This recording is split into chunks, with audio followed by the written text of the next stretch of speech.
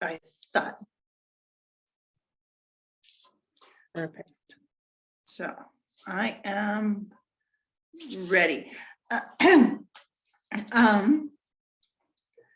So let's see, share my screen here.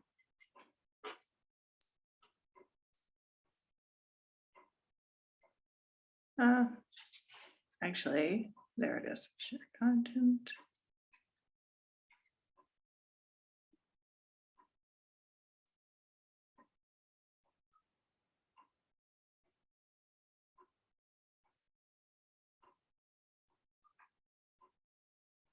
All right. Tell me when you can see this. I always do this. I get into this and then start. There we go.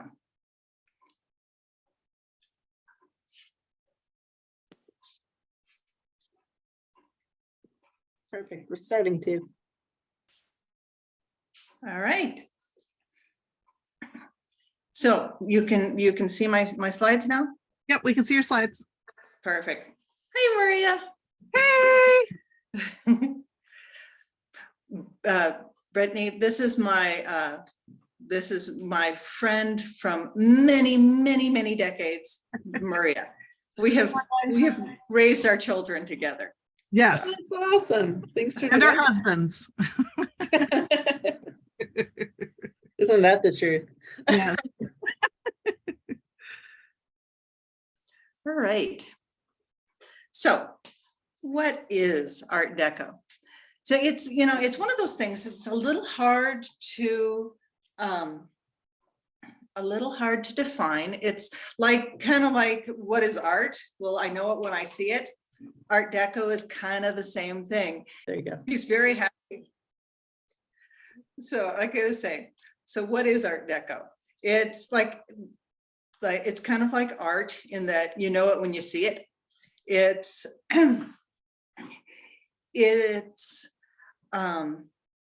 more linear than the things that came before. But it's more ornamental than the modernist things that come after. These are some well-known examples. And you can see it from all over the country, all over the world. Los Angeles, Cincinnati, London, New York. Art Deco, rose to popularity in the 1920s. It continued strong through the 30s, into the 40s, really up into World War II. And then after World War II, its popularity waned.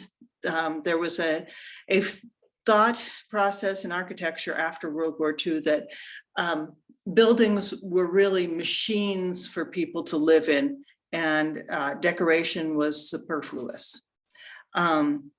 It started in France, moved to New York, beyond. The design style is known for gleaming lacquered and veneered surfaces, geometric forms, far-flung influences, Egypt, antiquity. Gone were lavish religious symbolism, the sinuous forms of Art Nouveau, no floral motifs except in a more abstract element. The shapes were stylized, geometrical. There were chevrons and sunbursts and zigzags that are all emblematic of the Art Deco style.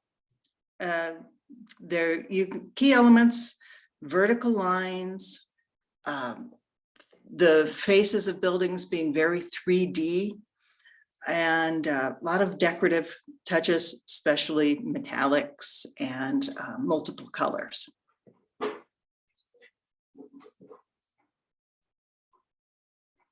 I'm gonna go through this kind of starting with, I'm making it as almost a driving loop. So I'm starting, it's not in an order of importance, it's an order of starting from my house, how you would make a loop to see these things as a big driving loop. So if somebody wants to do this, they can follow right down this from when they see the program, and follow the addresses, and it'll take you on a nice loop around the city. Now this is right here in West Wash Park, and it's not the most elaborate Art Deco, but it's one of the few that we have in our own neighborhood.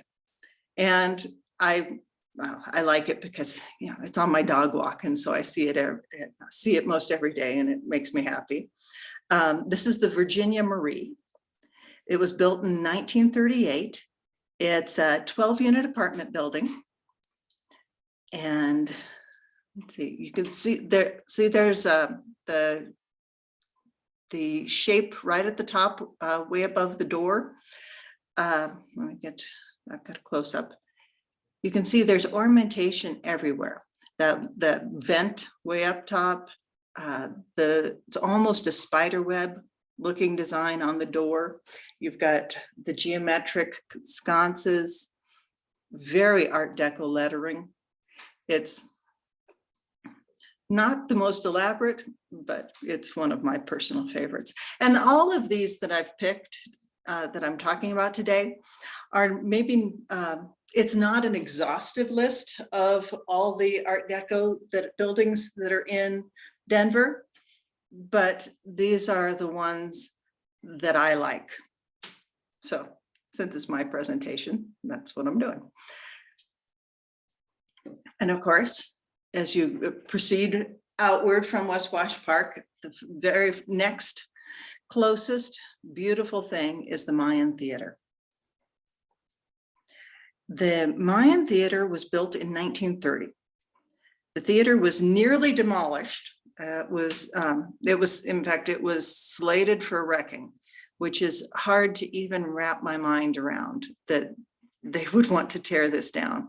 But, you know, in the 70s, the nation suffered from this almost mass hysteria of urban renewal by tearing down things. We lost so many beautiful buildings. But there was a local group that they formed, called themselves the Friends of the Mayan, and they rallied to save it. It was in terrible shape. It had gone through decades of neglect. The roof was leaking. It had been barely maintained. They got the mayor on their side, and the Mayor Pena, and they were able to raise the money and save it. It got nearly $2 million worth of renovations in 1986. It was designed by Montana Fallis, who I'll mention him again. He's done multiple Art Deco buildings around the city, around the state, actually. The way the central figure on the facade, the way it spreads there, is kind of a sunburst design in the bricks around the figure. And you can see then down below so the bricks have a sunburst, and then below it, there's a colorful sunburst underneath the figure. The sunburst, very common in Art Deco, and you can see the zigzags of the decoration, the greens and the blues, zigzags also very common in Art Deco. The Mayan is one of the country's 3 remaining theaters designed in an Art Deco Mayan revival style, which I thought was cool. I didn't even know that there was such a thing as Mayan revival. But it's been converted into a 3-screen movie theater. It has one large auditorium downstairs, 2 little auditoriums upstairs. Then this is the picture on the lower left is the lobby with the friendly popcorn guy. And then it shows how the lobby has an open ceiling to the second floor, and that's in the middle, upper middle there, that's the second floor, and that is the bar. And it's all very decorative. And then, of course, the sign is neon, which is also very typical of movie theaters designed in the Art Deco style. Moving on, this is Denver Fire Station 11. It was built in 1936. It opened March of 1937. It's the second oldest active fire station in Denver. So which I also think is pretty darn neat that you've got it, that we have, this one is an active fire station, and that we have one that's even older. This are the details. I love the Denver Fire Department number 11 with the 1936, very, very Art Deco lettering in the brickwork above the doors. And then these lights all along with the very Art Deco, additional Art Deco lettering saying that this is the Denver Fire Department, engine number 11, rescue unit 1. And to the right here, you can see the complexity of the brickwork. Now you've got the zigzags, you've got three-dimensionality. It was a ornate and elegant style. And then this is the A.B. Hirschfeld Press Building. This was a plant that was home to the Hirschfeld Press Company. They published things like the TV Guide. They published all kinds of things, but it was not a newspaper publishing. It was a press that published all kinds of other things. They moved into this building, and though the building was built in the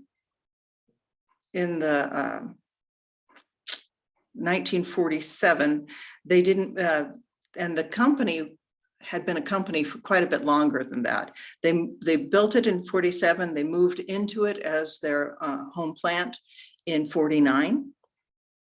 They were the largest commercial printer between Chicago and the West Coast. They sold it to Marriott, which is now why it's a Town Place Suites, because it's next to the hospital. So it's a good place for a hotel. And Marriott teamed up with the family, because it was still a family-run business. They teamed up with the family to keep the central architectural elements of the original building intact as they converted it to a hotel. So as they added on, they kept design elements that were, and added design elements that were in keeping with the original. So I would zoom in more on this old postcard here, but it was off of eBay and you can't really read it. I just thought that it was a very cool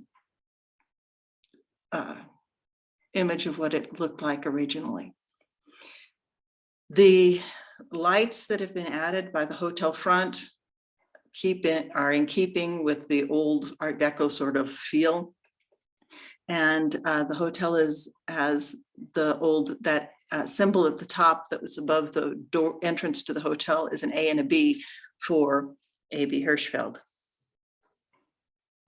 And this had been the original door, had been right there in the middle of the lower middle of those glass blocks, and they just finished glass blocking it in when they just put the entrance around the side. But around the edges of these glass blocks are alphabet, because they were a printer. So it goes from the top left corner, it starts A, and then it goes down, and then the top right corner is N and continues on. And then at the top, you have images of, actually, I can zoom in here, oops. Dread. I guess I can't. Just keep going. There's images at the top of. You stop sharing, sweetie. Is it back up? Not yet. Here, let me make sure my screen is still sharing. Oh, yeah, it says screen sharing ended unexpectedly. Let me try this again.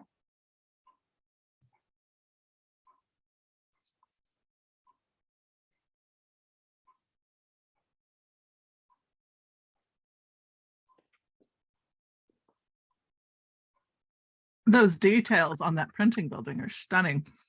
And that Mayan Art Deco reminds me, there were other architects who really liked that Mayan Art Deco, like, wasn't it Frank Lloyd Wright did the Mayan house?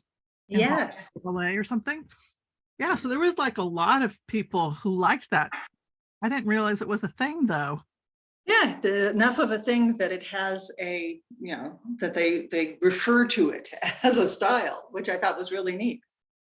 Okay, can you guys see my screen again? Yes, I see it. I see it. Okay, good. So across the top are images of people running printing presses, which I thought was also cool. So, but if you zoom in on these, that's why I've got the X, Y, and Z there.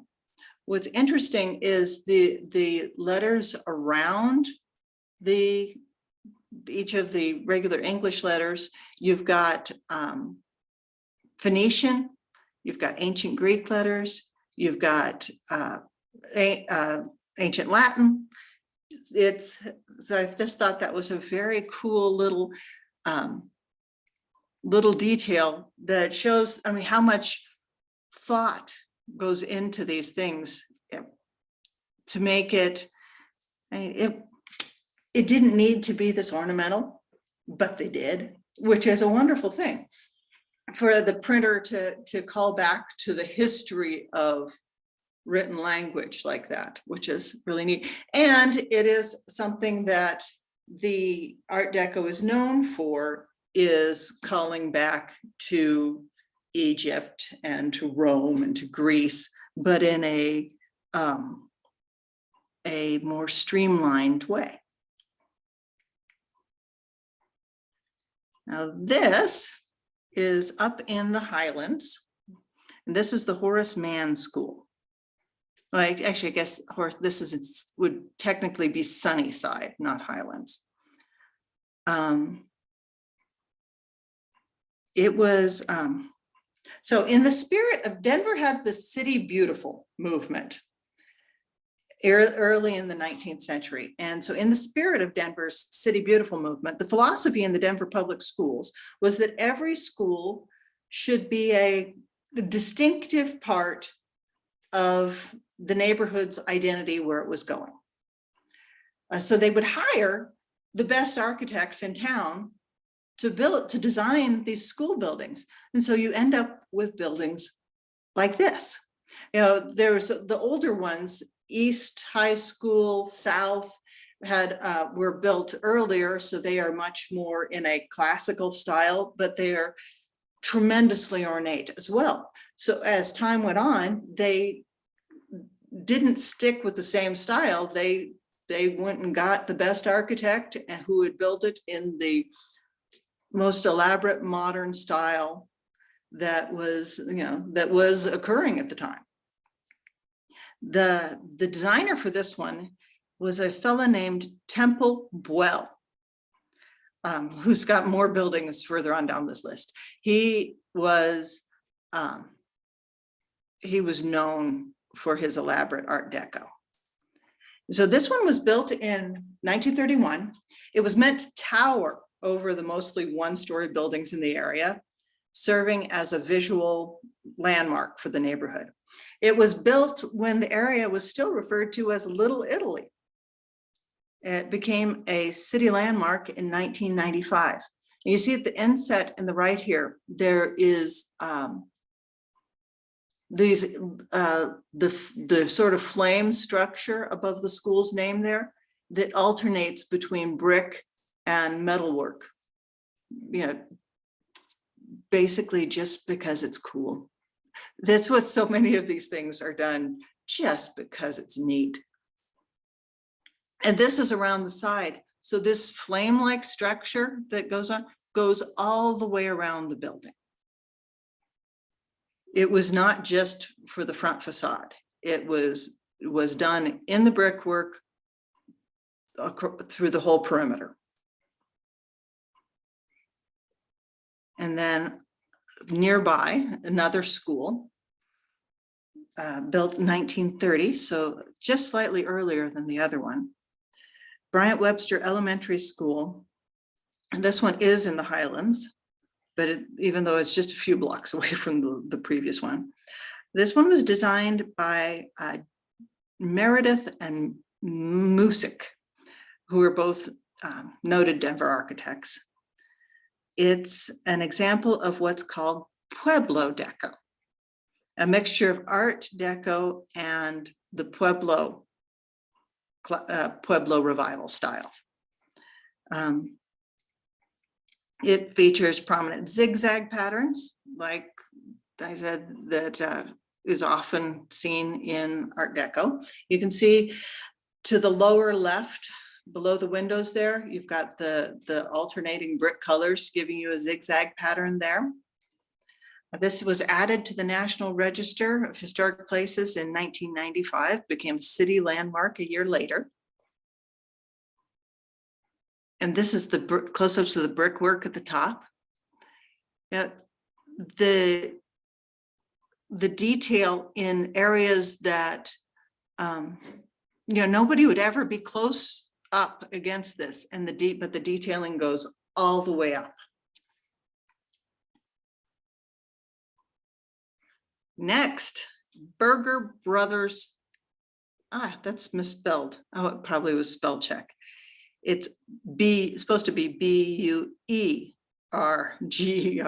I bet you the autocorrect changed it to Berger Brothers instead of Berger Brothers. Berger Brothers was a company that supplied all the barber shops, beauty shops, all over the West Coast, the mountains in the West Coast. They did everything from shampoo to the fixtures that you needed to set up your shop. And even for Art Deco is an ornate style, but this is a pretty ornate building. It was built in 1929, and then they decided that it wasn't modern enough, wasn't elaborate enough, so it was updated in 37 to add more decoration to the front. It was designed by Montana Fallis, who was I mentioned him previously. He was the one who designed the Mayan Theater. And this is considered to be one of the finest examples of Art Deco in Colorado. That's all terracotta decoration all over the front of it. The building housed the company's offices and its distribution center. Today it's got some retail on the bottom, and it is loft apartments above. And here you can see some close-ups. You can see the zigzags, the very stylized flowers. And you can see how everything is 3D. Things protrude from the building. You've got multiple colors, all very emblematic of Art Deco. Then very near that is the Paramount Theater, built in 1930. It started as a movie house. In fact, it started as a movie house with streetcars running in front, and it was showing silent movies. It's another one designed by Temple Boyle, who was that one who did the first of those two schools I just showed. He designed dozens of Art Deco buildings in the state. This exterior decoration is also terracotta. The alabaster colored theater. It has all this it's called zigzag deco. And you see at the top there how you get highs and lows in the decoration. So it comes out, goes back in, comes out, goes back in.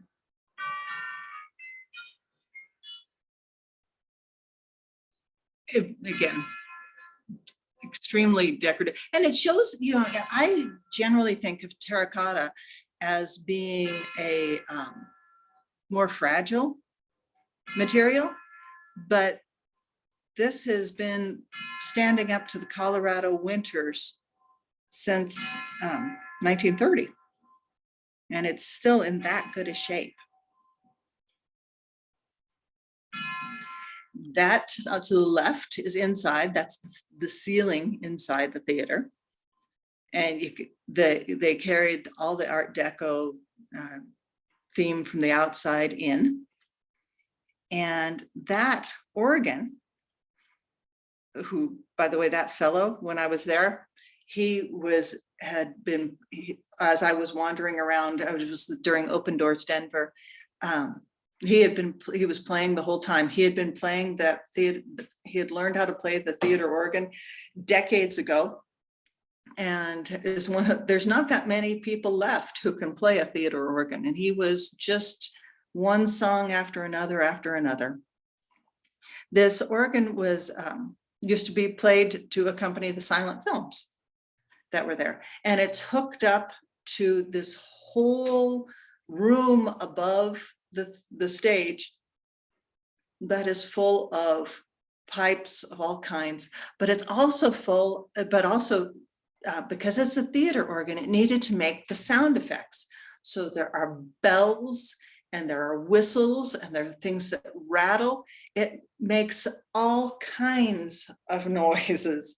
And you can see how many levers and keys there are on it. It's just how anybody can manage playing that, I have no idea, but he was cranking it out. The Paramount was added to the National Register of Historic Places in 1980, and it became a city landmark in 1988.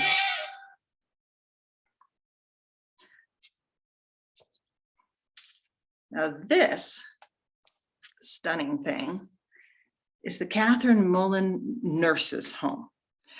This is, I think, my very favorite building in Denver.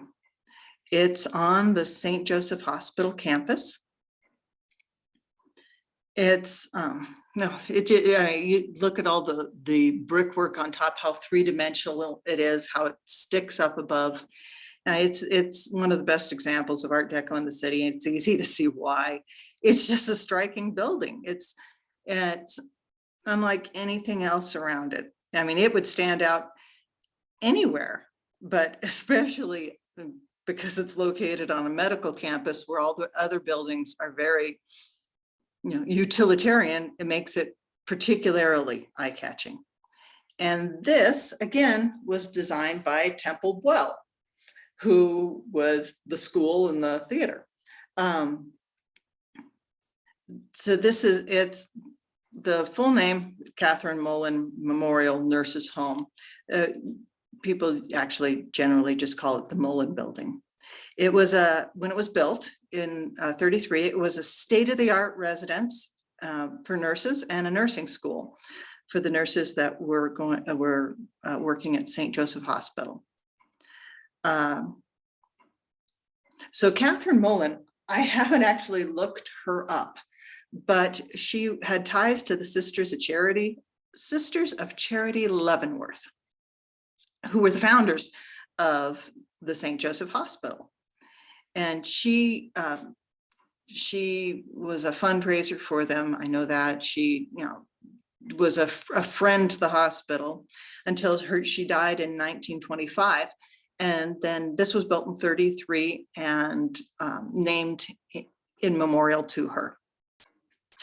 Today, the building houses the St. Joseph Hospital Foundation. It's a nonprofit that is dedicated to raising funds for the hospital.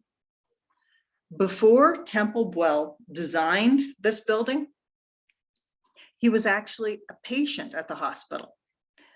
He had developed tuberculosis from exposure to mustard gas during World War I, which I thought was really fascinating. It made me wonder if this was so spectacular because he had a personal connection to the hospital. That at least I like to think that, that maybe because he was healed there after coming back from World War I, that the building represents more than just great brickwork, but a personal fondness for the hospital.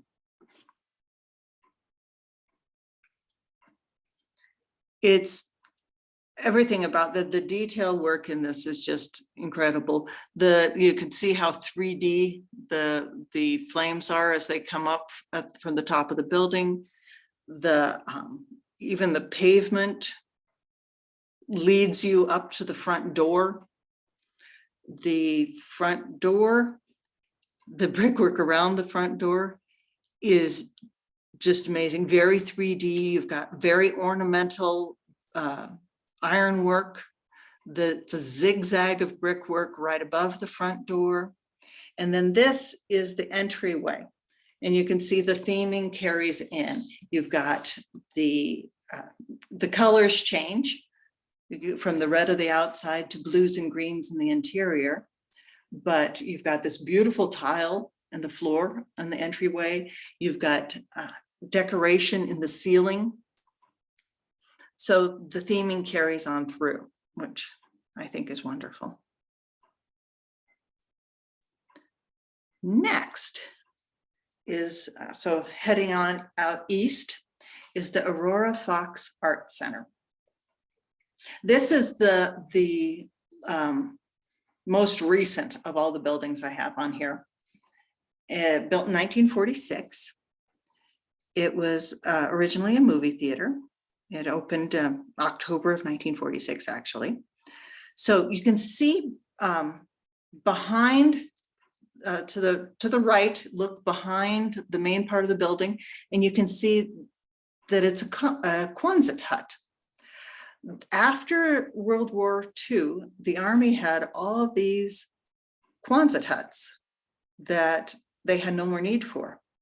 So they sold a Quonset hut to the Fox, and that's how they got the cheap and sturdy way to get the majority of their building. They erected that Quonset hut, and the theater extends into it, and then they built the front onto it. So you had this decorative front with the Quonset hut behind, but when you're inside, you would never know you were in a Quonset hut. It just feels like a theater. It's a very nice place. So it was actually, the Quonset hut was actually used for military purposes at nearby Lowry Army Air Force Base.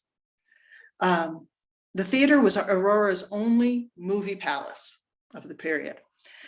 So there was had a growing population. Aurora had military personnel stationed at the Air Force Base. There was Fitzsimmons Army Hospital.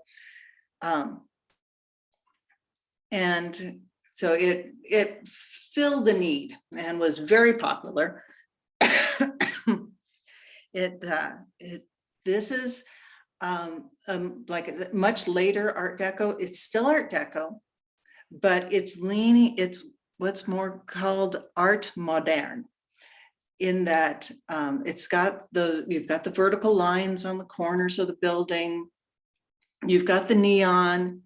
It's very stylized, but it's not as decorative as the earlier Art Deco was, because people were starting to, post-war, feel like things needed to be more streamlined.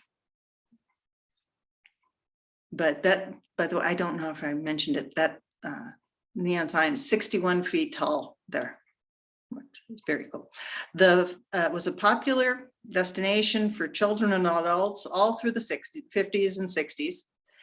And then, of course, the 70s came, and everybody did stupid in the 70s.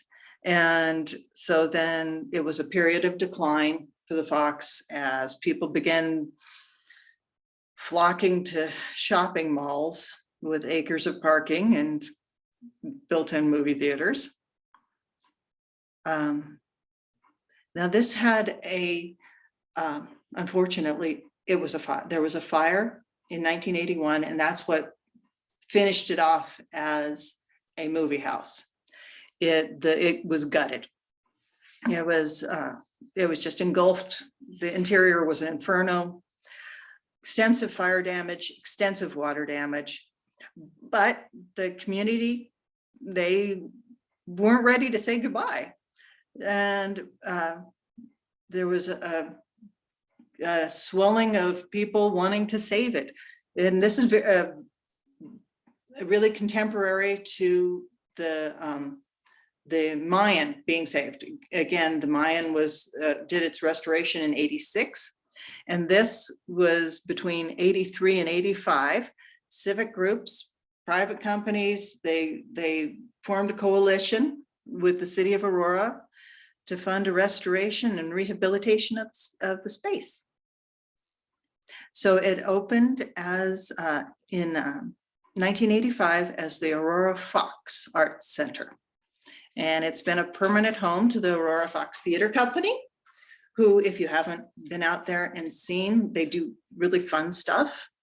John and I have been out, and it was really top quality production. They're currently doing Treasure Island, which I haven't seen, but sounds really fun. The Aurora Fox Art Center is has an award-winning professional theater company, and it's actually operated by the City of Aurora's Cultural Services Division. So it's still in the care of the city. Now, my last building is the KOA building. Now, this is so far east that you think as you're driving out this way, you think, okay, it can't possibly be this far. I've run out of city. And then you keep going. And then suddenly this beautiful Art Deco building pops up, and it's got nothing around it. It was built in 1934 or 32, because I have on there 32, but I've found multiple places where it said 32 and multiple places where it said 34. So I'm not entirely sure. But KOA was a radio station. And the KOA, it was a KOA building named for the radio station. It's KOA radio moved their transmitter and this to rural Aurora, to this beautiful Art Deco building. It was the first radio station in Colorado. It was called the King of Agriculture. It was one of those radio stations that throughout just had an enormous signal. It could be heard from the Canadian border, all the way, the whole eastern slope of the Rockies, out to the plains, and all the way down into New Mexico. You could hear this radio station.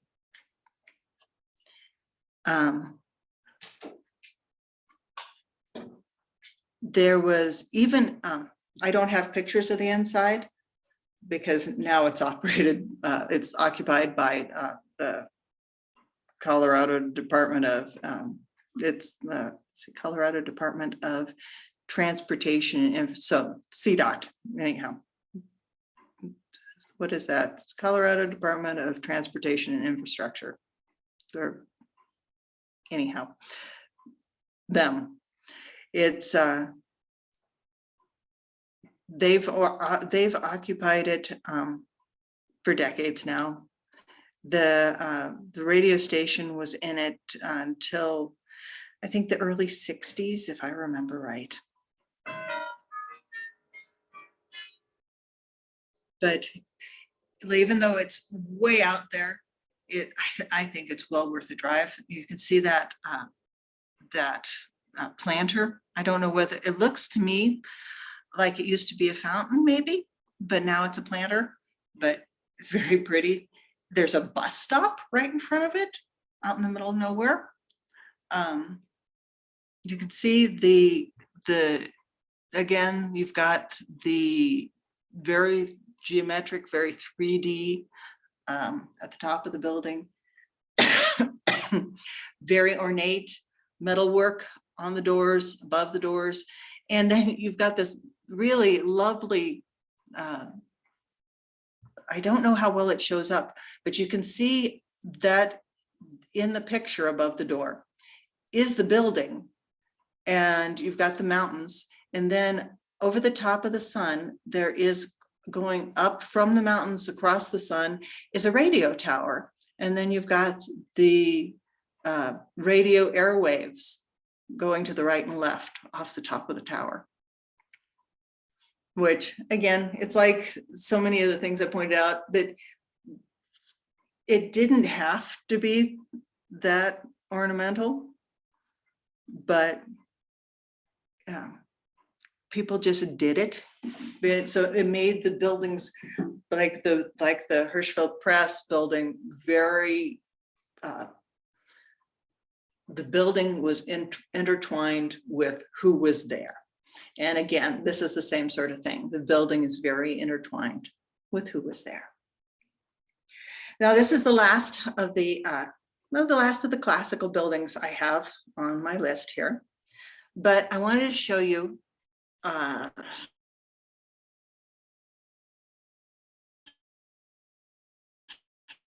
think it's on here. This day creeps up.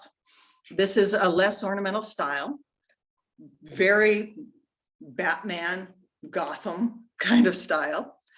And this is the Denver Wastewater Management Building, built in the 1990s. But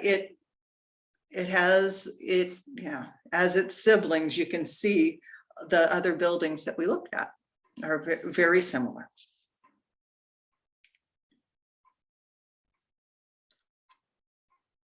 And that's all I have. I didn't realize we had so many Art Deco buildings here in Denver. That's amazing. For a style that you don't really usually associate with Denver, and I've even seen places that said, well, Denver doesn't have much Art Deco. But when I went looking, I found so much. There were other ones that I didn't include. There was some additional apartment buildings that were just really beautiful. Some simple ones. There's Poets Row, where all the apartments are named after authors. There's the Emily Dickinson, the Mark Twain, and they are all of a more simple Art Deco style, but still just as lovely. There's one out on, let's see, where was that? There's some Vine. No, it was out on Columbine, actually, is an apartment building that is, in fact, here, I could probably find, I think I have a picture of it when I was driving around finding pictures. In fact, I'll share again. Photos. It is, I was out getting a lot of pictures, just saying. Where'd it go? No. And while we're waiting for it to pop up, do you guys have any questions on anything you saw for Carolyn?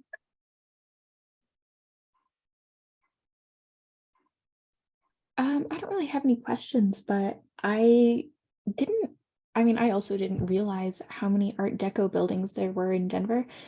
And I didn't realize like how diverse of a style there was.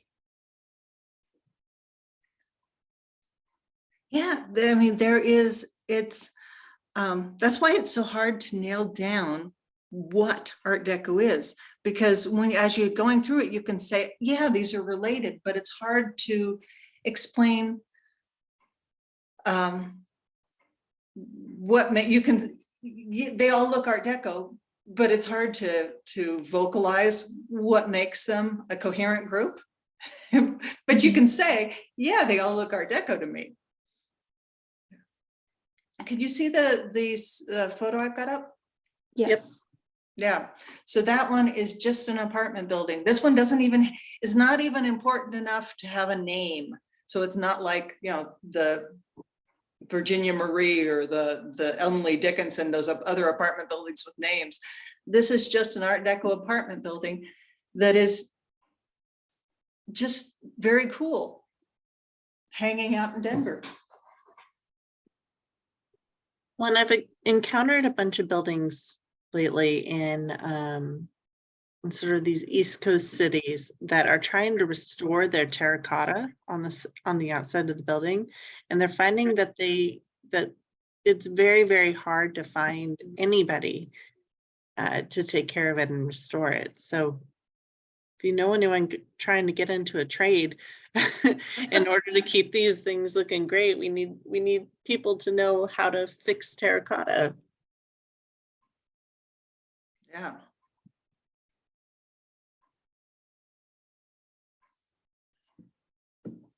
And, like when I needed to repair the bricks on our house, we had some of the bricks on our house that were spalling, where the front of the brick, it loses its glazing and starts to flake away. And, we found somebody who could do that. He came and he chipped out the brick, so you have this hole in your wall, and then he had the company has a stock of antique used bricks, so they could match the color, and then they put it back in, and he said, you're good to go for another 100 years.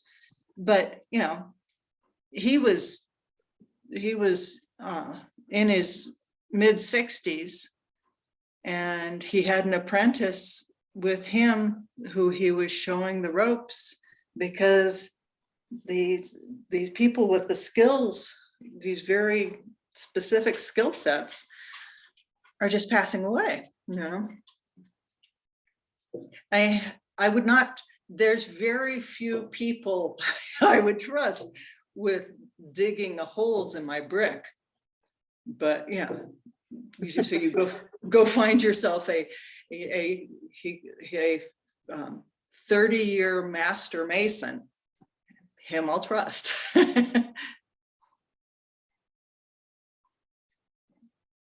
Right. Does anybody have any other questions or comments?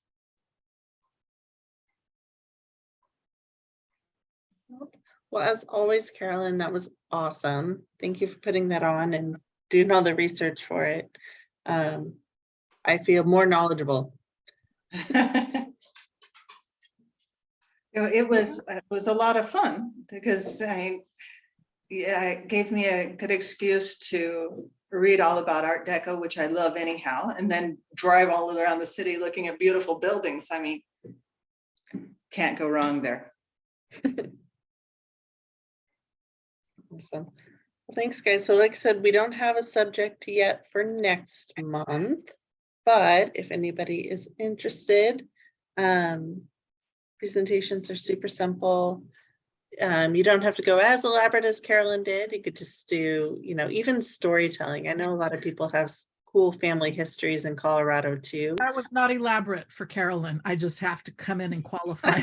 That was not elaborate. That was very cursory, very superficial. Sorry. Yep. But let us know. And if we don't come up with something else, maybe we'll talk about how to research your house again. There you go. Do you want to talk about that a little bit? A sneak peek? Oh, yeah. So the neighborhood association has a neighborhood and garden tour that we put on in September. And instead of being like a normal neighborhood and garden tour where it's very much sort of architectural digest and who hired the best interior decorator or landscaper, this one is more focused on your history. So nobody even has to come into your house, because we don't want to make it cleaning your house a barrier to participating. Or if you don't feel comfortable with people tromping through your house, or if you have a whole bunch of pets like I do. And so we want people to participate. And so we're making it feel less architectural digest and more 8th grade science fair in its feeling. So what we have is, last year we had 20 places, both businesses and homes, participate. Some people just had signs up. The garden part is more about sustainability and natives and water-wise gardening than fancy gardens. Though these gardens are beautiful, but the idea is, it makes it a little more accessible. And then for the house, the people who are doing it more of as the house part, as opposed to the garden part, had a trifold. And we even helped people research their houses. They did like a trifold, a cardboard trifold, very much science fair, and put up a little bit of the history of their house, maybe who lived there, something about the people who were there in the past, if they knew anything about who had, some houses you can find out who built it. Mine, I can't find that out. There's just no record of that, but I know who lived here over the decades. And so we put out those, and then people just came. It's free, and people come and just spend a day wandering around and looking at all the signs about the history of the houses in our neighborhood. And a bunch of the girls from the comic book club came and did it last year, wandered around and looked at signs and such. Oh, that's fun. Yeah, and so we're going to do it again this year. All right. Well, I'll have to check my calendar. I have 6 more houses for you, Carolyn, of people we've Excellent. researched. So I'm hoping they'll put together something. I think I told you I offered it for, I guess, a prize or something for people to bid on for the elementary school. It was, I'll research your home, and I gave it to 5 people. So I didn't know you did that. That's so cool. well, I guess only 4 of them are in their neighborhood. One of them's in Baker, but and I haven't got the other one, but hopefully they'll participate this year too. I'm going to put a little blurb with the research and say, hey, if you want to put it on a poster board on this. I've already done the work for you all. All you have to do is put your poster. So Yeah, excellent. Yeah, we're hoping that everything was so much fun last year. We're hoping to get a lot of the people who participated last year said, I'd love to do it again. And then we had people who said, I'll try, let me know when you're going to start. I'd love to add my house in. So hopefully we get bigger and more history going. well, thanks everyone for joining, and stay tuned for next month, whatever that may be. Thank you for hosting. It was lovely. Thank you.